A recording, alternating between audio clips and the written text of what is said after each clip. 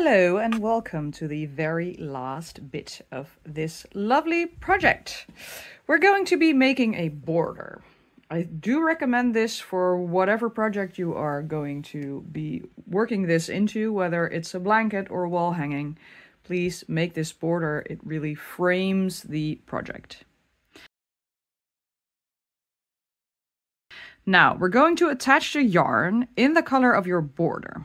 So if you've decided to make your border with this and you have enough yarn, you can start somewhere here, because then you can make the hanging system immediately after finishing the border. I want to make it with black, and I don't want to start here because that would mean that I would have to darn in my black ends into the red. So even though that would be a tiny bit easier for the hanging system, I'm going to start a bit off to the side. I'm going to start with a slip stitch in between these two blocks. There isn't really a slip stitch here to go into, it's just this chain space, so that's what I'm going to go into to make a slip stitch. Then I'm going to make 3 chain. So 1, 2, 3. And I'm going to slip stitch into the space between the next 2 blocks. Again, it's not really a slip stitch, it's just the space between the blocks. Chain 3 and slip stitch. And then for the corner, you're going to find the utmost corner. This can again be a little bit wonky or fiddly or however you want to call it. I'm not using very professional terminology here, but fiddly is what I'm going with. So you're going to go underneath 2 loops there and make a slip stitch. And then chain 3 and make a slip stitch into that same space you just created. And that's what we're going to repeat all the way around the blanket. Chain 3. And sometimes there will be a nice clean slip stitch where you can slip stitch into, like you've done so often by now. I think on the top and the bottom this will be the case. But then on the sides it's not that clear, so you'll go into the space between blocks, just like we did for the first couple of slip stitches of this round. So it's just going to be this, chain 3, slip stitch into the next slip stitch or the next space between blocks, and then in the corners you do slip stitch into the corner, chain 3, slip stitch back into that same position, and then chain 3 and carry on. It's not a complicated first round to a border if you ask me. It is quite a long way to go all around your project, but you know, that can be fun as well. So that's what we're going to do. I'll get back to you when I finish, almost finish this round. If you're confused about the corner, just rewind a little bit so you can see how we did it for the first corner, and then that's how you're going to do it for the next 3 corners. So good luck. Chain 3, slip stitch, chain 3, slip stitch. That's all there is to it. So for the last little bit of round 1, you're going to chain 3, and then this was the first chain space you crocheted. So this is where your slip stitch is. Again, it's the black yarn, forgive me. You're going to make a slip stitch into that first chain space. And then you're all set and ready for round 2. We're not going to fasten off here. So for round 2, we're going to chain 3. Then we're going to make 2 double crochet into that same chain space. And then we're going to go around the project and we're going to make 3 double crochet into each chain space. Round and round we go. 3 double crochet in each chain space. The only exception to that are the chain spaces on the corner, because that will get 3 double crochet. 1, 2, 3. Chain 1, and then 3 more double crochet into that same little space. That allows us to go around the corner. And then you're just going to repeat that all the way around. So 3 double crochet into each chain space with, on the corners, 3 double crochet, chain 1, 3 double crochet. That's, my yarn is stuck. That's it for this row. I'll get back to you when we get back to the beginning to show you how to fasten it off. For round 3, we're going to chain 3, and then we're going to look for the space between the last double crochet of this block and the first double crochet of that block. So you're going to slip stitch into that, and then we chain 3, and then you slip stitch into the next position between blocks, as it were. So that really mirrors what you've been doing inside of the project all that time. You don't go into a stitch, but you really go in between the double crochets, and then in between the third of one and the first of the other block. In the corner, we'll do slip stitch, chain 3, slip stitch, just as you did for the first round. That means you turn your work a little bit, or you rotate to be more exact, I think, in English. And then you chain 3 again, and you look for this position between the blocks. This makes sure that the slip stitches and the double crochets sort of line up visually. It would look a bit wonky if this slip stitch would be between these two, for example, because then it would sort of jump. So you really want them to be stacked, one on top of the other. So that's what we're going to do. Just chain 3 and then slip stitch in between the 3 double crochet groups of the previous round. And that's just it. And then the corners are again slip stitch, chain 3, slip stitch, just like you did for round 1. So nothing spectacular or new, just easy going, smooth sailing, really enthusiastically finishing off this project so that it doesn't end up on your work in progress pile, but actually ends up on your finished works for this year or for whenever you're watching it. I'll carry on with this. I'll come back to you at the end of the row round, and then we will see how to make the last round work.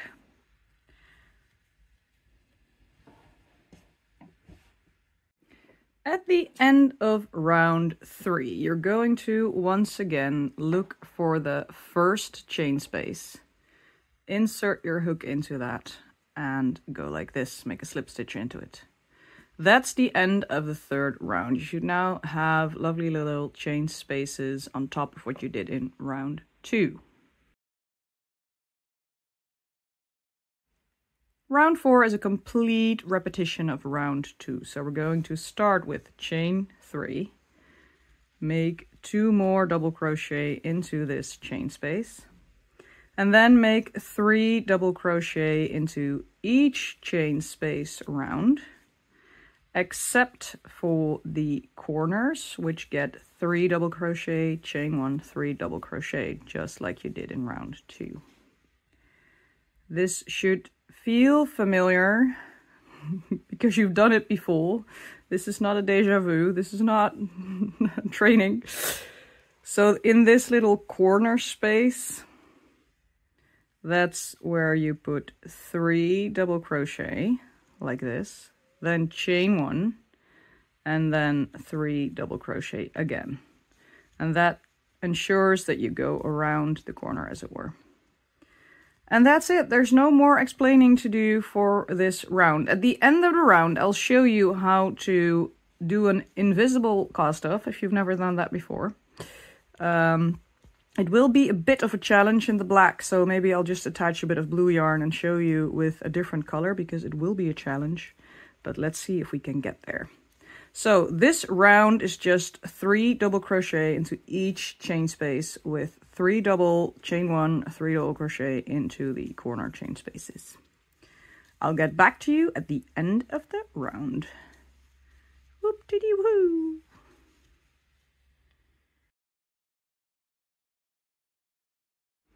When you reach the beginning of row 4 again, you can fasten off with a slip stitch. That would be something like this. You look for the 3rd chain. Insert your hook under both loops and pull the yarn through and through. Then you would chain 1, cut the yarn. But what that would do is leave a little bump here. So the end result would have not a straight line of the border, but a little bump. I'm personally not a big favor of those little bumps, so I do something that's called invisible joining. I haven't discovered this method, I just use it a lot. And what that means is that you don't do the slip stitch. So after your 3rd double crochet here, you just cut the yarn at about 15 to 20 centimeters or something, like that. And then you pull it all the way through, just like that. And of course, this is not where it ends, because that would look really weird, even worse than having a little bump. So what we do now is we look for a needle. Doesn't really matter what type of needle you use here. And then you put your yarn in it. And now I'm hoping the black will play along a little bit. I think it does, to be honest. So what we have here, these are the 2 double crochets of the first chain space, and then this is the chain 3. What I'm going to do is I'm going to go under both loops of that first proper double crochet. I'll explain to you in a little bit why not in the 3rd chain from the hook. So both loops of this double crochet, you can see it, even though it's black yarn. And then you pull that through, and then the stitch you're coming from, so the last double crochet you made here, you push your needle under only the back loop. So not underneath both, that's how this would look, but only through the back loop. And what that does, it creates sort of a chain, and if you pull that and you have it sit atop of these chain 3, then it just looks like a regular stitch. I mean, if I move this yarn bit away and you just look at the border now, it's almost difficult to spot where the join is, right? That's why it's called an invisible join. What you do have to pay attention to is when you're darning away this end is not to pull on it too tightly, because then you change the size of this loop at the top. So if I make it really, really tight, then you can quite clearly see again where we fastened off or where we joined. So you want to make it look as big as its neighbors approximately. No need to get out a ruler, but just eyeball it and see, okay, now it has about the same size as the ones that come before and the ones that come after it. And then you can just go to the back of the work and darn away the end. So be careful not to pull on it now, because then you will change the size of your carefully made stitch. But of course, once you've gone up and down a few times, you can absolutely pull on it, because that should not matter anymore. And then you can just cut this yarn end close to the work, and then you've made an invisible join. You can do this in any project going in the round where you would normally end with a slip stitch and then a chain 1 or not a chain 1. So for the beginning end, now that you have your scissors and your needle next to you anyway, you can work the beginning of the border rows away as well, just to tighten it up, tidy it up a little bit. And that's it for the border now. This is where you could be finished. You have a border, it's as wide as the rest is. It looks very pretty if you ask me. So if you want to make a blanket or a rug, this is where you stop. But perhaps you want to make a wall hanging out of it, like the original was designed. Then you want to go to decide which side is the top of your project. It's symmetrical, so it shouldn't matter that much, but look for some place that you want to make your project on. And then there are two different ways to do this. You can either do this with treble crochets and chain spaces, or you can make chain spaces that fit your stick or whatever you want to put it on. So for the treble crochets, it's important that you use a stick that has a maximum diameter of 12 millimeters. That's what we tested it with. Also depends a little bit on your tension. So I'm going to show you these two methods, and then you can decide which works better for you. So for the very first stitch, we're going to do a standing treble. So you hold both yarns, you wrap your yarn around your hook twice, then you insert your hook into the chain space, yarn over, pull up a loop. You're still holding both ends, and then you're going to yarn over, pull through two, yarn over, pull through two, and yarn over, pull through two loops. That's a standing treble. Maybe you've learned something new now, but that looks like a treble instead of just a bunch of chains. I prefer the look of this.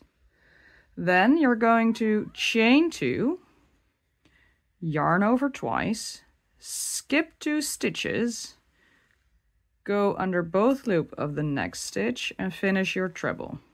So just yarn over, pull through two, yarn over, pull through two, yarn over, pull through two. And again, chain 2, yarn over twice, skip 2 stitches, go into the next stitch, yarn over, pull up a loop, and then finish your treble by going yarn over, pull through two, yarn over, pull through two, yarn over, pull through two. This will give you chain spaces and treble crochets. And what you will do with your stick is you will move it up and down and weave it through, as it were. So one more time, we're going to chain 2, going to wrap over twice, going to skip 2 stitches, go into the next, and make our treble. Chain 2, wrap around twice, skip 2 stitches, go into the next. What I want you to do at this point is grab your stick or thing you want to hang it up on and test if these are big enough for you to fiddle your stick through. If not, you can replace them with double treble or with quadruple treble or whatever you want to call it. So wrap around more often. That will become higher stitches. If you start with 1, 2, 3, 4, 5, skip 2, go into the next stitch, and then do yarn over, pull through 2, yarn over, pull through 2, yarn over, pull through 2, until there's only one loop left on the hook. You can see that that yields a bigger stitch. So if you have a bigger stick, you can use bigger stitches, taller stitches, as it were. If not, stick to the treble. If you have a really small stick, even double crochets might work, where you work the rest of the project with. So this is method 1. This is one way to do it. Then you put your stick through and you just weave in this end by moving it down with your needle and doing it there at the back and then cutting the yarn. That's one method. Absolutely lovely. Yours to decide if you want to use this method or the next. The second method, you put your loop on your hook and you make a slip stitch in the corner, and then you chain a certain amount of stitches, and that's very vague, but you decide how many you need for the stick size you have. So that could be 10, that could be 20, that could be 15, could be anything. So you just chain the number that you need. Well, how do you know what you need? You just chain a few. For example, like this. And then you make a slip stitch into the next stitch. And you can darn over the end if you want to, if you prefer. Now we're going to be spacing these with 6 slip stitches in between loops. So this was 1, 2, 3. No, 1, 2, 3, 4, sorry. And then 5 and 6. And then you're going to be chaining the same amount of stitches again. I didn't count. So 1, 2, 3, 4, 5, 6, for example. And then make a slip stitch into the next stitch. This gives you little loops that are spaced a bit wider than in method 1, but otherwise function the same. They are just loops. And then when you have your stick or rod, you can go and insert it to see if it will hang nicely on your chosen stick or rod or whatever. So that's the second method. You decide how big you want your chain loops to be. Please be consistent. You can also increase or decrease the amount of slip stitches if you want, so more loops or less loops, for as long as it's evenly distributed. And I wouldn't personally choose to only make like 3 hanging loops or something, because then crochet will sag. So you do have to give it sturdy support to make sure that it stays like a rectangle, because for this pattern to look pretty, I do think it's important that it won't bulge and sag. So this is the second method if you want to turn it into a wall hanging, and you of course don't have to, but those are the 2 methods you could use if you want to make it into a wall hanging.